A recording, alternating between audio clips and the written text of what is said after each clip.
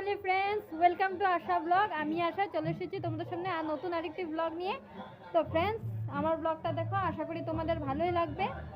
আর চলো আমরা কিভাবে আজকে হোলির দিনটা স্পেন্ড করব তোমাদের সাথে সবটাই শেয়ার করব। তো চলো আমার ব্লগটা তোমরা দেখতে থাকো, আশা করি তোমাদের ভালো লাগবে। তো ফ্রেন্ডস, প্রথমে চলে এসেছি তনুর সামনে। দেখো তনু কিভাবে ওর ফ্রেন্ডের সাথে রং খেলা করছে। দেখো এটা ওর নতুন বান্ধবী, আমাদের বাড়ির পাশে থাকে। আর এ হলো প্রিয়াঙ্কা, ও আমাদের পাশের বাড়িতে থাকে। আর ও আমাকে প্রথমে রং দিয়ে গিয়েছিল পায়ে, এখন আমি ওকে ডেকে মুখে রং দিয়েছি, এখন ও আমাকে মুখে রং দিয়েছে।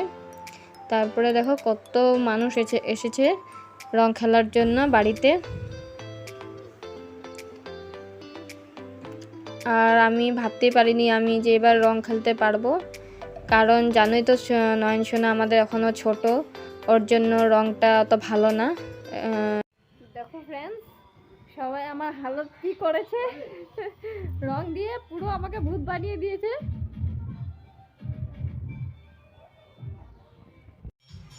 এদিকে দেখো নয়ন সোনা কত সুন্দর একা একা খেলা করছে।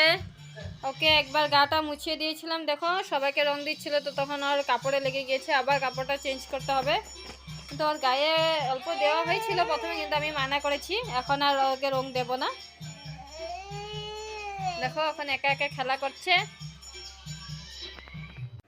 আর এদিকে দেখো বর বক্স একদম পুরো গান লাগিয়ে দিয়েছে, পুরো হোলি একদম জমিয়ে দিয়েছে গানটা লাগিয়ে। একটু গান বাজনা না হলে মানে হোলির উৎসবে কিছু ভালো লাগে না।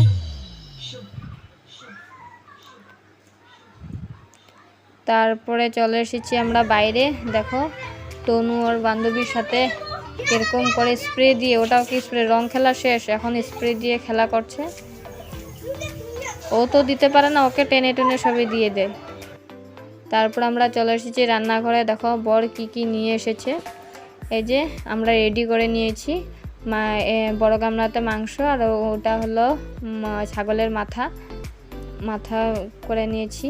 এসব রেডি করে নিয়েছি, এখন খালি বসাবো।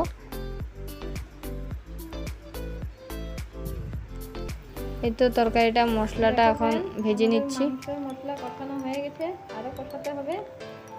আর এখন আমি মাংসটা মেখে নেব, চলো তোমাদেরকে দেখাই।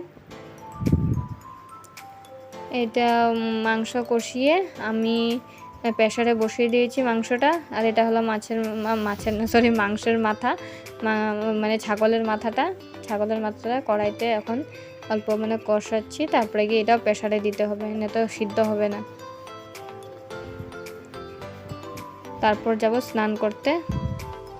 তো ফ্রেন্ডস, আমার স্নান টান হয়ে গেছে, আমি স্নান টান করে ঠাকুর পূজা দিয়ে দিয়েছি।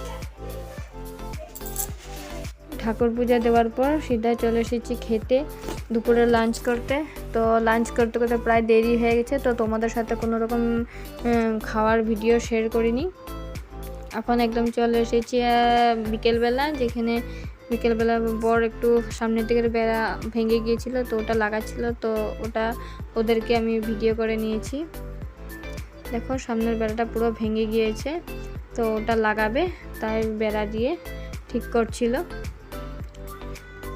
আর দেখো আমাদের সিঁড়ি কি হয়েছে, রং দিয়ে পুরো আবির আবির হয়ে গেছে।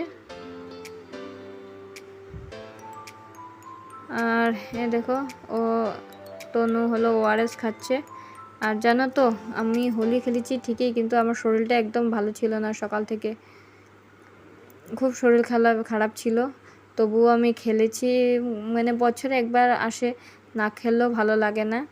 আর যখন তো নয়ন সোনাকে ওর পাপা দেখেছে, তখন আমি একটু আধা ঘন্টা 1 ঘন্টা খেলে নিয়েছি, বেশি খেলিনি, কারণ আমি খেললে ওরও শরীরটা খারাপ করতে পারে, ঠান্ডা লাগতে পারে ওরও, তাই আমি বেশি দেরি করিনি। খেলা করে স্নান টান করে ঠাকুর পুজো দিয়ে খেয়ে দিয়ে নিয়েছিলাম। তো আমার শরীরটা ভালো ছিল না, তাই ওর পাপা আমার জন্য একটা ওআরএস নিয়ে এসেছিল। তারপর চলে এলাম ওর ম্যাগি বানানোর জন্য। ও বলে ভাত খাবে না তনু, তাই ওকে ম্যাগি বানিয়ে দিয়েছি। আর আমরা এই যে রাত্রের ডিনারটা তোমাদের সাথে শেয়ার করছি, কি কি বানিয়েছিলাম। ওরকম কিছু বানাইনি, খালি মাংস করেছিলাম আরও মাংসের মাথাটা, আরও এই যে ভাজা করেছি, আর কিছু করিনি। শরীরটা ভালো ছিল না, কি করব। তো খাওয়া দাওয়ার পর আবার আমরা চলে এসেছি তোমাদের সাথে নয়ন সোনার ছোটোখাটো দুষ্টুমিটা শেয়ার করার জন্য।